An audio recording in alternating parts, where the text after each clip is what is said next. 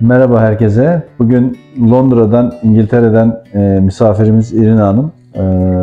Ona hoş geldiniz diyorum. Приветстваме те с добре дошла. Irina Hanım'ı 11 ay önce ameliyat etmiştik. 143 kilogramdı. Şimdi yaklaşık 50 kilogram verdi. Şu anda 95 kilo.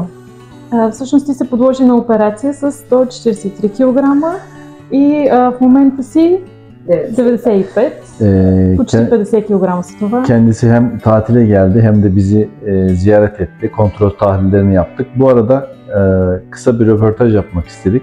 Aylin Hanım, sorar mısınız? Hayatında neler değişmiş bu bir sene içerisinde kilo verdikten sonra? Eskiye göre kendisini nasıl hissediyor? За тази една година какво се промени в живота ти? Как се чувстваш ти? Можеш ли малко да ни разкажеш какво преживя изобщо през тази една година? Да, ще разкажа. Началото след операцията, първия месец беше кошмар. В смисъл чисто психически и емоционално.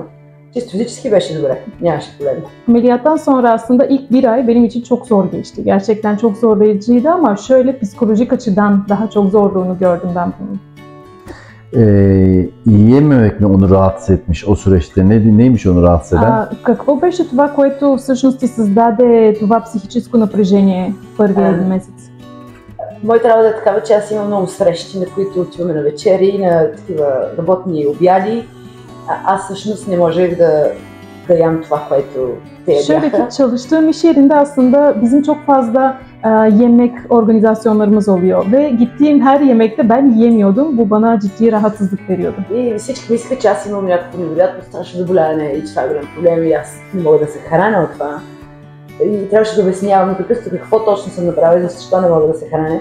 И разговорът минаваше малко такъв всеки път също и това много ме натоварваше. Yani şöyle arkadaşlarım aslında yemediğimi gördüklerinde çok hasta olduklarımı düşündüler ilk başta. Sonrasında her defasında aslında kendimi açıklamak zorunda kalıyordum. Tam olarak ne yaptığımı, nasıl bir ameliyat geçirdiğimi ki neden böyle olduğunu sürekli anlatmak zorunda kalıyordum. Onu çok iyi anlıyorum. Ortada özellikle güzel yemekler ve iyi bir sohbet varken yemek yemeden orada durmak gerçekten zor. Много добре те разбирам, понеже осъзнавам колко е трудно, когато има една хубава маса с хубава храна и компания.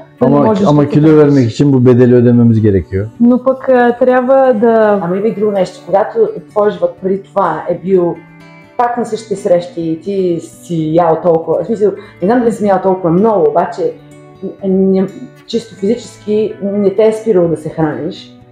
И това, когато аз трябваше да спра, защото аз не можех чисто физически да го държа, нали? И това беше за мен такъв малък момент, в който не си напомням. Yani daha çok aslında vücudumun bana yememe izin vermemesi beni çok zorladı ilk başta alışana kadar.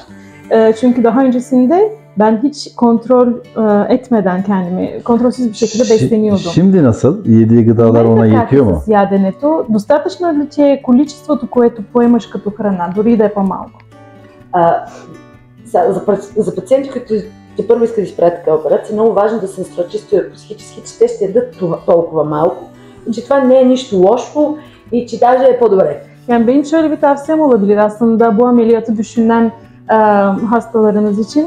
Yani ilk başta psikolojik olarak daha az gıda ile beslenip aslında bunun hiçbir sakıncası olmadan, kendilerine bir zararı olmayacağını bilinciyle bu ameliyata girmelerini ben tavsiye edebilirim aslında. Aslında her hastamızdan bunu istiyoruz. Özellikle süper obez, çok kilolu hastalarda ameliyatta kadar karaciğerdeki yağlanmanın da azalması için böyle bir diyet öneriyoruz ama gerçekten hastalarımız bunu yapmak istemiyor. Yaptıklarında da çok uyum göstermiyorlar.